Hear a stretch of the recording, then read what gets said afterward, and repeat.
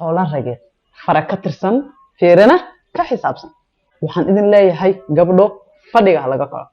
abaayo adiga shaqayso adigu wax tabco Soomaalidu waxay ku maamahdaa biyo sacbadaada ayaa looga dhargaa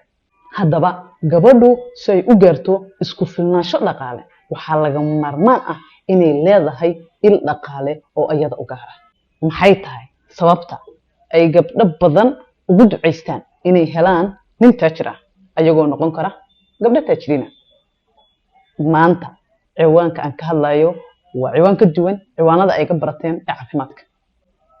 inta badan gabdhaha Soomaaliyeed waxay jecel yihiin ama ku duceystaan rag hantiilayaal ama taajiriina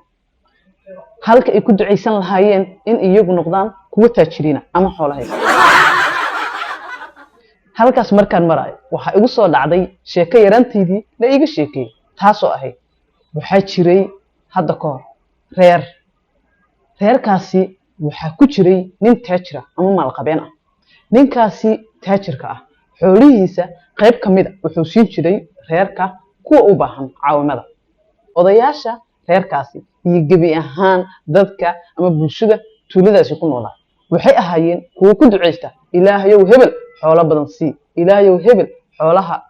u barakee ilaahayow hebel saasiya balse ogaaw jacayl iyo galgacayl iyo wanaag kaliya maaha sababta odagaas ugu duciyaan sababtu waxay ku sheegeen inay tahay haddii asaga uu xoolo helo inuu qayb siin doono bal may alla ka baryaan inay iyagu faqriga ka baxaan oo iyaguna xoolo helaan عموما gabdhaha Soomaaliyeed waxaan kula talinayaa abaayo adiga shaqayso adiga khibradaada siyaadi adigu wax tabco Soomaalidu waxay ku maamahdaa biyo sacbadaada ayaa looga dhargaa isku raacna taas midda kale hantida ninka taajirka ah marwadiisu waxa ay ku leedahay biil oo kaliya ayada oo aan warsan oo aan wax su'aal gelin laakiin haday u baahato shay dheeraad ah ay jeclaatay ama ay ka heshay inay soo iibsato ama se oo caawimaad soo weydiisto qof asxaab ah ama se qof daris ah ama kale ay duruufi soo wajahdo waaridkeeda iyo walaalaheeda waxay ku qasban tahay inay bariso ama ay codsato ama ay marmarsi u sameeyso lana hadasho saygeeda si uu u bixiyo hantidaas ilaan Soomaalidu waxay hore u tiri hanti aadan haysan haybis bay ka rabtaa hooyada macaanba ha haysan haddaba ogow hooyadu waa naxariista adduunka waa qofka kaliya ee ubadkeeda waxa ay ka codsadaan ay u badan tahay inay Saudi sidoo kalena hooyadu haday eray canaana ku tiraahdo ama xataa ku diido waa qofka kaliya ee aadan xumaan ku dareemeyn sidaas ay tahay waxa dhici kartaa saygii wixii uu bixiyay inaysan noqon wixii ayadu ay jeclaan lahayd inay bixiso haddii duruuftaas iyo dhibkaas soo laabtana waxa dhici kartaa in ay gabadhii ama marwadii ka xishooto inay markasta dalbato caawimada dad kale ama kale waxa dhici kartaa haddii ay xishooweyso oo ay markasta zeegeeda weydiido baahidii la soo diristaba inuu asagii dhibsado ama muran ka dhasho ama la isku dagaalo arintaas ilaan Soomaalidu waxay tiri xoolo rageed fara ka tirsan feerana ka xisaabsan haddaba gabadhu say u gaarto isku filnaansho dhaqaale waxaa laga marmaan ah inay leedahay il dhaqaale oo ayada u gaar ah haddii aad tahay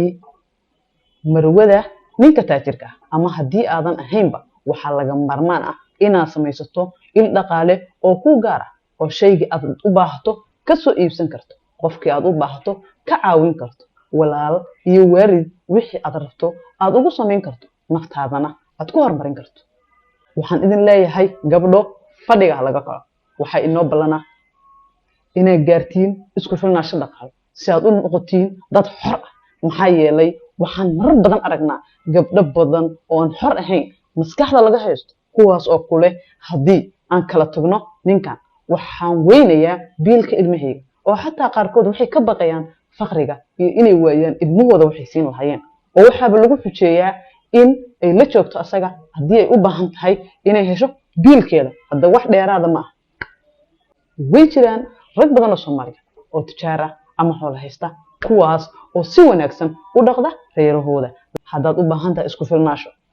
haddii kale oo maalin kasta abriye ku jirayso adiga ayay ku jirtaa laakiin haddooba ninkaagu taajir yahay ama aad xoolo ka heli karto samayso il dhaqaale oo aad waxa rabto ka samaysan karto assalaamu calaykum